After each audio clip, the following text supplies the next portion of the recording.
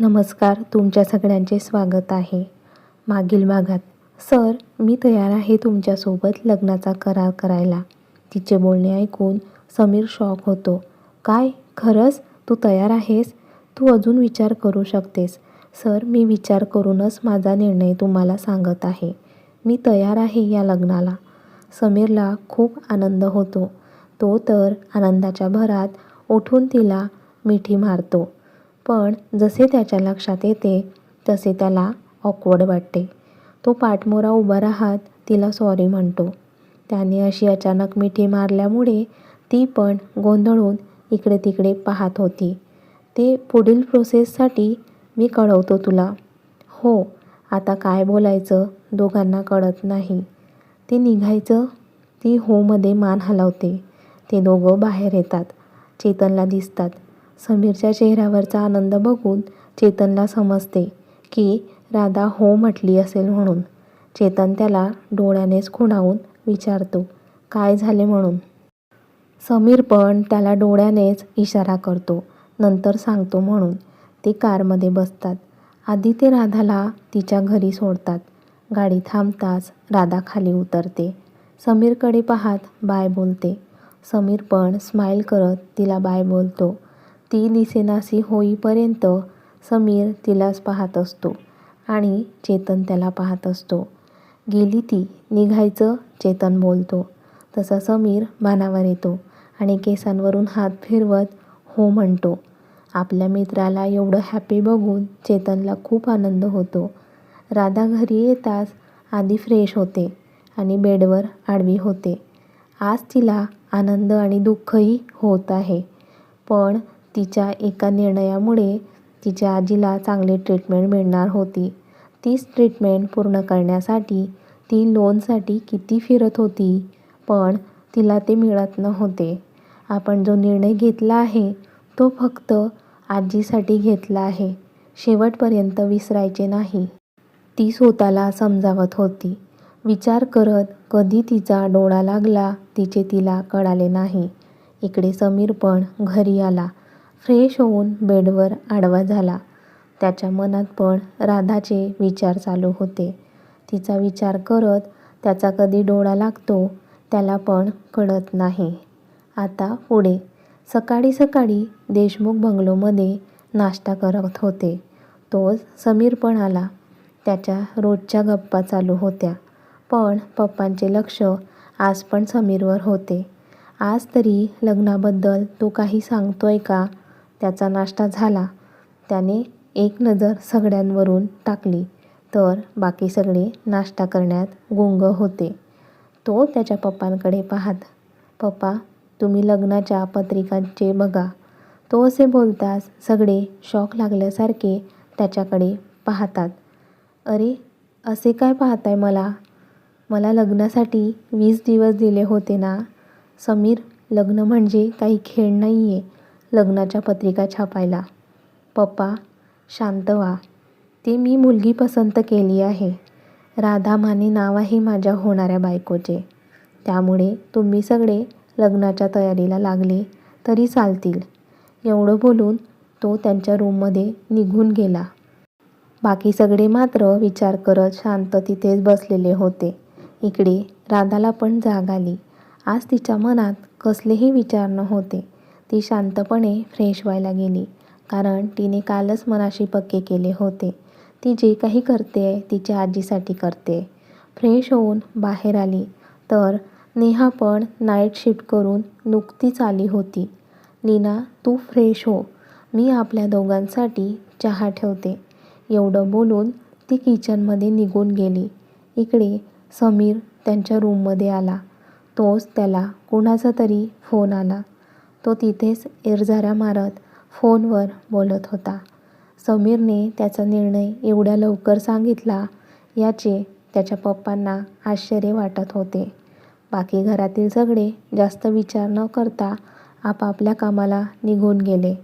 समीरचे पप्पा पण विचार करत त्यांच्या रूममध्ये निघून गेले. समीरची आई मात्र समीरच्या रूमकडे पाहत होत्या. त्यांच्या मुलाचे लग्न होणार याचा त्यांना आनंद होताच, पण समीरने एवढ्यात तडकाफडकी निर्णय घेतला म्हणून त्यांना मुलाची काळजी वाटत होती. आता आई म्हटल्यावर काळजी तर वाटणारच ना. मग ती समीरची आई असो वा आपली, सगळ्या आई सारख्याच असतात. आपल्या मुलांसाठी हळव्या. त्या काहीतरी विचार करून आज समीरच्या रूममध्ये येतात. समीर एरझाऱ्या मारत फोनवर बोलत असतो. तो फोनवर बोलतोय हे बघून आई जायला वळतात की समीर त्यांचे बोलणे संपवतो आणि आईला आवाज देतो, आई काही बोलायचे होते. आई आत येत, हो सॅम, मला तुझ्याशी बोलायचे आहे. समीर आईजवळ येतो आणि आईचा हात पकडून तिला गॅलरीमध्ये घेऊन येतो. ते दोघं सोफ्यावर बसतात. बोल, काय बोलायचं आहे? आई, मला माहिती आहे तुला काय बोलायचं आहे. सॅम, तू जी मुलगी तुझ्यासाठी सिलेक्ट केली आहे ती, आणि आई बोलायचं थांबतात. आई, ती मुलगी राधा आहे. मनाने खूप चांगली आहे. तू राधाला भेटली ना की तुलाही ती आवडेल. आई ओंकार भरतात. आई, तुझ्या सॅमने आतापर्यंत काही चुकीचा निर्णय घेतला आहे का? नाही बाळा, तू नेहमी योग्य तोच निर्णय घेतला आहे. पण इथेच प्रश्न तुझ्या आयुष्याचा आहे. म्हणजे तू लग्न करणार आहे.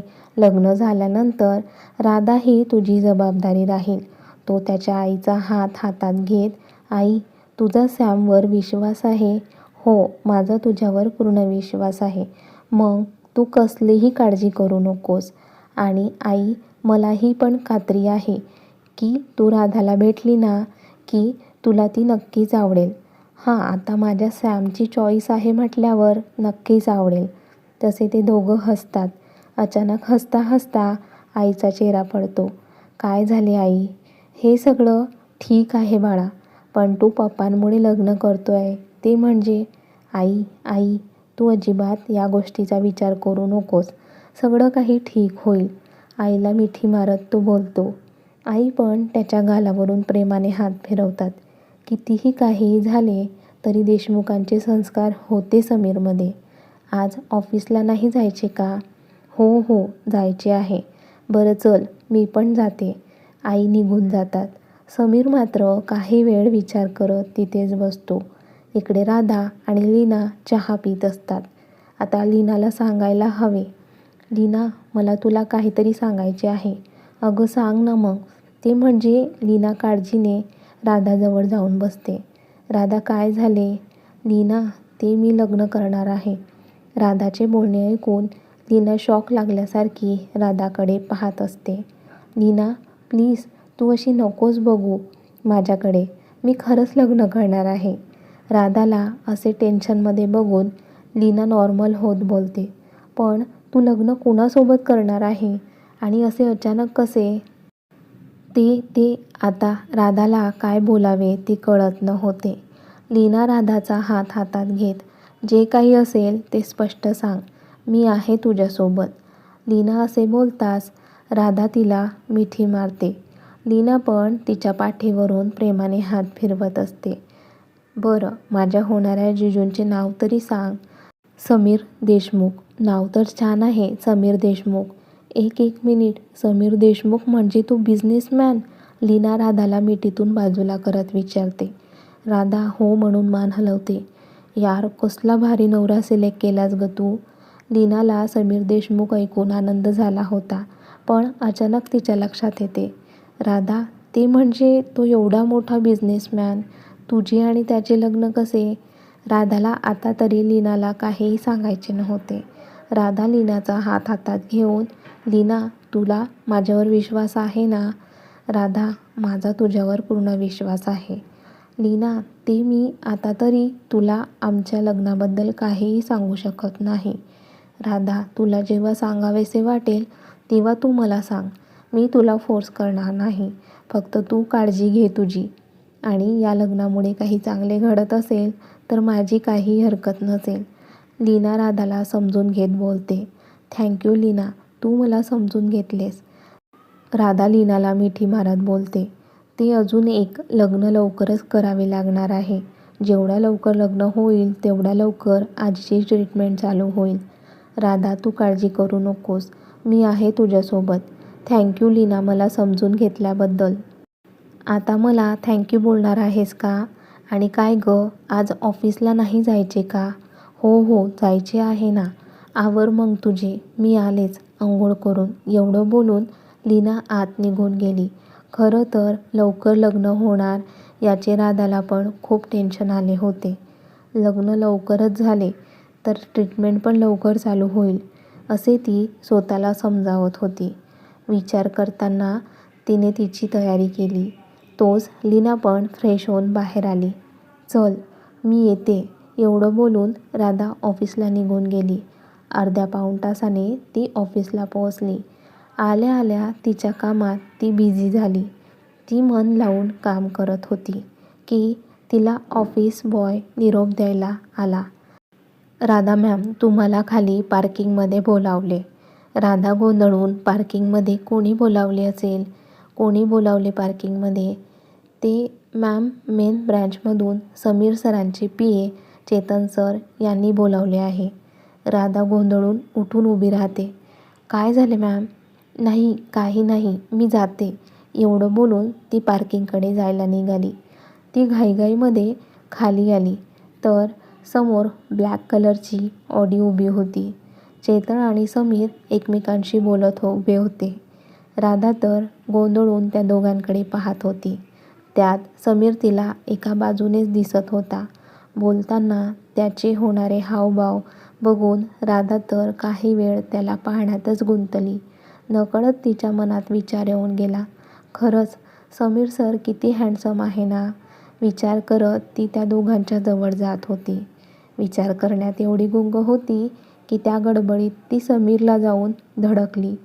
ती खाली पडणार की समीरने तिचा हात पकडून जवळ ओढले. तसं तर समीर बेसावध होता, पण त्याच्या लक्षात येताच त्याने राधाचा हात पकडला. आता दोघांचे चेहरे एकमेकांच्या समोर होते. दोघं एकमेकांच्या डोळ्यात पाहण्यात हरवले होते की चेतन मुद्दाम घसा खकारतो आणि त्या आवाजाने ते दोघं भानावर येतात. राधा तर ऑकवर्ड फील करत बाजूला होते. मनातच स्वतःला शिव्या देते. इतर वेळी सांभाळून चालत असते आणि नेमके समीर सर समोर असले की त्यांना जाऊन कशी धडकते. ती तुम्ही ठीक आहात ना मिस राधा? ती खाली मान घालूनच हो म्हणते आणि चेतन मात्र त्या दोघांना बघून गालातल्या गालात हसत असतो. समीर त्याला एक रागीट लूक देत, तुला काय झाले हसायला? तशी चेतन नाही मध्ये मान हलवत काही नाही झाले म्हणून सांगतो. ते आपल्याला जायचे आहे. तुम्ही माझ्यासोबत चला. आता खरं तर राधाला विचारायचे होते की कुठे जायचे आहे, पण ती काही विचारत नाही. ते तिघंही कारमध्ये बसतात. चेतन पुढे तर राधा आणि समीर मागे बसतात. राधा खूप गोंधळलेली होती. समीर सर कुठे घेऊन जाताय? काही सांगितले पण नाही. मी विचारू का त्यांना? नाही नको. त्यांना विचारलेले आवडले नाही तर? राधा मनातल्या मनात विचार करत खिडकीतून बाहेर पाहत असते. चेतन आणि समीर बोलत असतात. जवळजवळ 2 ते 2.5 तासाने त्यांची गाडी भल्या मोठ्या बंगलोच्या गेटमधून आत येते. त्या बंगलोचे गेट एवढे मोठे आहे तर बंगलो किती मोठा असेल हा विचार राधाच्या मनात येऊन जातो. ती तर पहिल्यांदा एवढा मोठा बंगलो पाहत होती. याआधी तिने टीव्हीमध्ये या गोष्टी पाहिल्या होत्या. तिचे डोळे तर फुटबॉलसारखे मोठे होतात. ती तर खिडकीतून इकडे तिकडे नजर फिरवत पाहत असते. त्यावेळेत समीर तिला 2दा आवाज देतो, पण मॅडमचे लक्षच नसते, कारण मॅडम तर बाहेरच पाण्यात गुंग असतात. समीर वैतागत त्याच्या कपाळावर अंगठा फिरवत असतो. ही अशी कशी आहे? 2 वेळा आवाज देऊनही हिला ऐकू येत नाहीये. समीर रागाने चेतनकडे पाहतो. चेतन तर जणू त्या दोघांकडे पाहत असतो. त्याला असे पाहताना बघून समीर त्याला रागीट लूक देतो आणि डोळ्यानेच खून करून सांगतो, तिला आवाज दे म्हणून. मिस राधा, चेतन आवाज देतो. त्याच्या आवाजाने ती भानावर येते. ती आपल्याला खाली उतरायची आहे. हो हो. आणि ती घाईघाईमध्ये दरवाजा ओपन करून उतरणार की तिला डोक्याला लागते. तिला लागलेले बघून समीर नकारार्थी मान हलवतो. अशी कशी आहे ही? जेव्हा बघावे तेव्हा धडपडत असते. मी हिला भेटलो तेव्हापासून मलाच किती वेळा धडकली. माझ्या आधी कुणाकुणाला धडकली काय माहिती. आता समीरला कोण सांगेल ना की राधाच्या आयुष्यातील तूच पहिली व्यक्ती आहे की आतापर्यंत ती फक्त तुलाच धडकली. ती समीरजवळ येऊन उभी राहते. समीर काहीही न बोलता तिचा हात पकडतो आणि चालायला लागतो. त्याने असा अचानक हात पकडल्यामुळे ती पूर्णपणे शॉक लागल्यासारखी त्याच्याकडे पाहत होती आणि चेतन त्यांना दोघांना बघून गालातल्या गालात हसायचे काम करत होता. इकडे बंगलोवरून समजले होते राधाला की हा बंगलो समीर देशमुखचा आहे म्हणून. ती तर भीतीने आवडे गिळत होती. समीर बंगलोच्या मेन दरवाजामधून तिला आत घेऊन येतो. सकाळी सकाळी काही जण डायनिंग टेबलला तर काही जण हॉलमध्ये बसलेले होते. जसे हे दोघं आत येतात तसे घरातील शॉक लागल्यासारखे त्या दोघांकडे पाहत असतात. तर राधा एक नजर सगळ्यांवरून फिरवते आणि भीतीने आवडा गिळत खाली पाहते. समीर राधाला असे अचानक घरी घेऊन आला याने राधा आणि समीरच्या घरचे गोंधळलेले होते. बघूया पुढील भागात काय होते. त्यासाठी कथेचा पुढील भाग पाहत राहा आणि कथेचा हा भाग कसा वाटला कमेंट्स करून नक्की कळवा. व्हिडिओला लाईक करा, जास्तीत जास्त शेअर करा. त्याचबरोबर मनगाथा या चॅनलला आठवणीने सबस्क्राईब पण करा. धन्यवाद.